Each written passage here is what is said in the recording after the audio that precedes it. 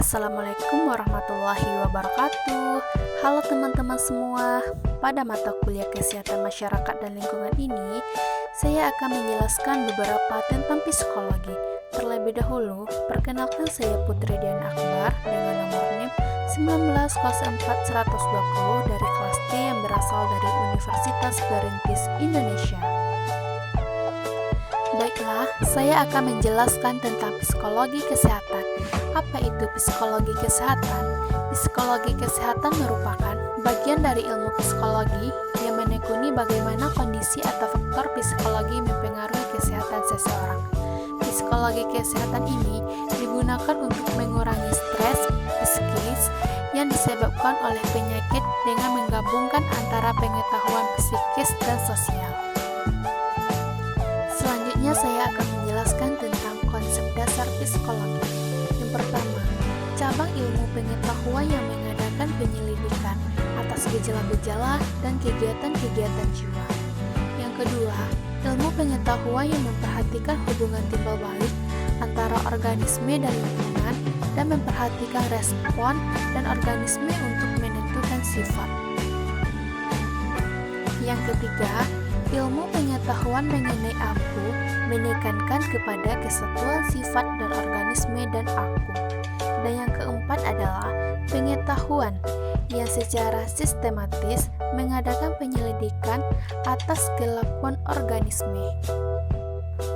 Selanjutnya saya akan menjelaskan perkembangan ilmu psikologi. Yang pertama, psikologi Plato. Pada tahun 429 sampai 347 sebelum Masehi, Plato menyebut tentang jiwa sebagai bersifat imaterial, karena jiwa sudah ada sebelum masuk ke tubuh kita di dalam parasensoris yang kemudian dikenal sebagai pre-eks-sintesis jiwa. Menurutnya, jika menempati dua dunia sensoris atau penginderaan dan dunia ilmiah yang bersifat aslinya berpikir. Yang kedua, psikologi Aristoteles pada tahun 384 sampai 322 sebelum Masehi. Dalam buku yang berjudul De Amina, Aristoteles mengemukakan macam-macam tingkah laku manusia dan adanya perbedaan tingkah laku pada organisme-organisme yang berbeda-beda. Yang ketiga adalah psikologi René Descartes pada tahun 1596 sampai 1650 Masehi.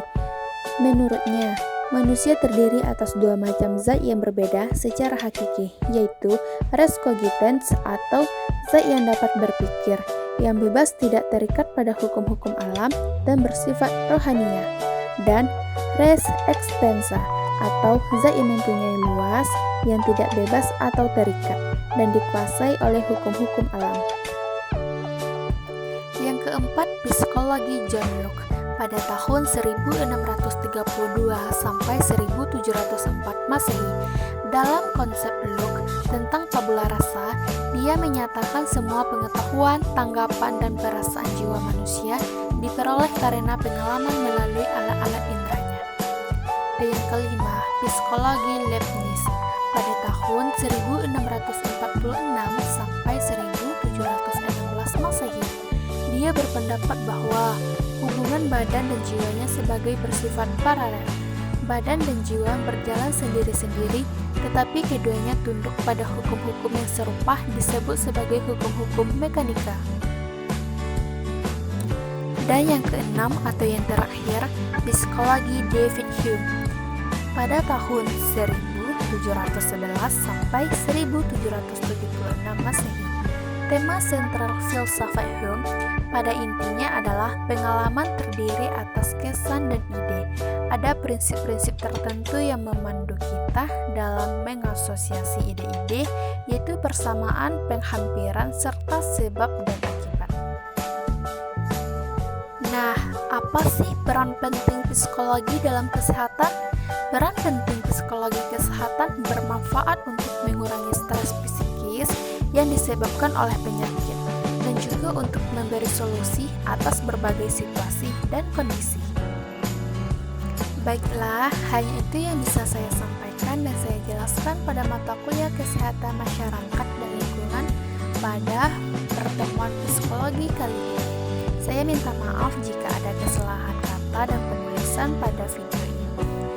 Terima kasih saya ucapkan. Wabillahi taufiq wal hidayah. Wassalamualaikum warahmatullahi wabarakatuh.